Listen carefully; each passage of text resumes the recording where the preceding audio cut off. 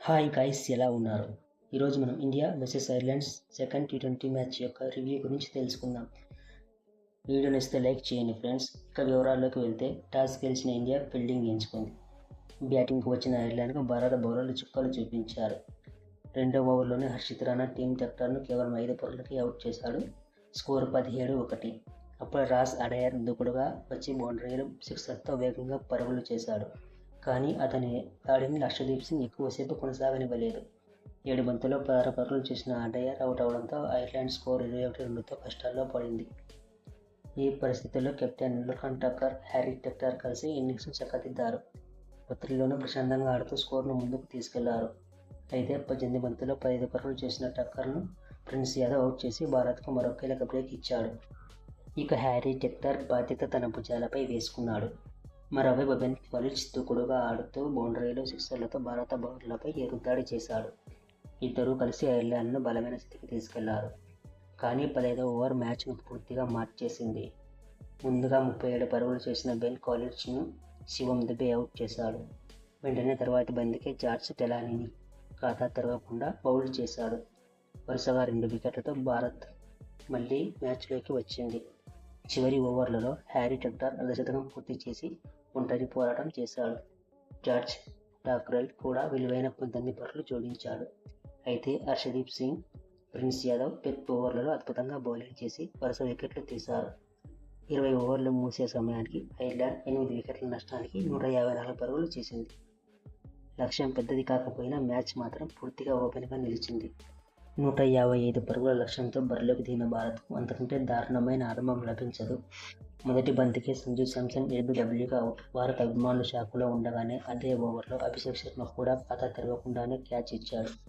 కేవలం 4 బంతుల్లో భారత్కు 1 పరుగుకే 2 వికెట్లు కోల్పోయింది.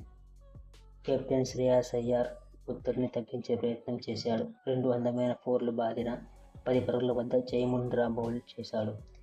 భారత్ స్కోరు 19-3. ఇషాన్ కిషన్ కొంతసేపు పోరాడాడు. కానీ రాస్ అడయర్ అద్భుతమైన రన్అట్తో అతని ఇన్నింగ్స్ను ముగిసింది. అప్పటికే స్కోర్ 35-4. మ్యాచ్ పూర్తిగా ఐర్లాండ్ చేతుల్లోకి వెళ్లినట్టే కనిపించింది. కానీ అక్కడి నుంచి తిలక్ వర్మ అసలు పోరాటం మొదలుపెట్టాడు.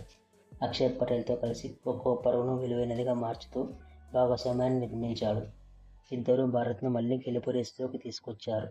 అయితే 18 బంతుల్లో 14 పరుగులు చేసిన అక్షర్ను మాథ్యూ హోలాండ్ అవుట్ చేయడంతో మళ్లీ ఒత్తిడి పెరిగింది. శివం దుబే వచ్చి వేగంగా పరుగులు చేశాడు. కానీ 20 పరుగుల వద్ద అతడు వెనుదిరిగాడు. ఇక ఆశలన్నీ తిలక్ వర్మపైనే నిలిచాయి. తిలక్ అద్భుతమైన అర్ధశతకం పూర్తి చేసి చివరి వరకు నిలబడాలని ప్రయత్నించాడు. కానీ 46 బంతుల్లో 55 పరుగులు చేసిన సమయంలో మాథ్యూ హోలాండ్ అతడిని క్యాచౌట్ చేయించాడు. అదే మ్యాచ్కు అసలు టర్నింగ్ పాయింట్. ఇంకా మ్యాచ్ ముగియలేదు. హర్షిత్ రాణా చివరి వరకు పోరాడాడు. 10 బంతుల్లో 21 పరుగులు చేసి భారత్కు ఆశలు కల్పించాడు. ప్రతి బంతి ఉత్కంఠగా సాగింది. ప్రేక్షకులంతా సీట్ల అంచున కూర్చున్నారు. చివరి ఓవర్లో భారత్ గెలుపు కోసం కీలక పరుగులు కావాలి. హర్షిత్ భారీ షాట్లు ఆడిన 19.7 ఓవర్లలో అతడు కూడా అవుట్ అయ్యాడు. చివరి బంతికి ప్రిన్స్ యాదవ్ 6 బాదినా అప్పటికే ఆలస్యం అయిపోయింది. భారత్ కేవలం 20 ఓవర్లలో స్కోర్ 153-9 మాత్రమే చేయగలిగింది. కేవలం 1 పరుగు తేడాతో ఐర్లాండ్ అద్భుత విజయాన్ని నమోదు చేసింది.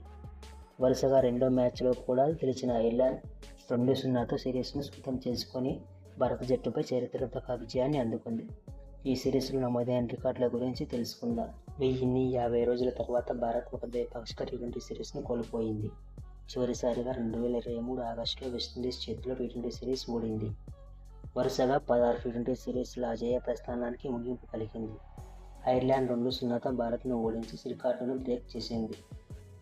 భారత్పై ఐర్లాండ్కు ఇదే తొలి ద్వైపాక్షిక సిరీస్ విజయం. ఏ ఫార్మాట్లోనైనా భారత్పై ఐర్లాండ్కు ఇది మొదటి సిరీస్ గెలుపు. ఐర్లాండ్ తొలిసారి భారత్ను 2-0తో బైపాస్ చేసింది.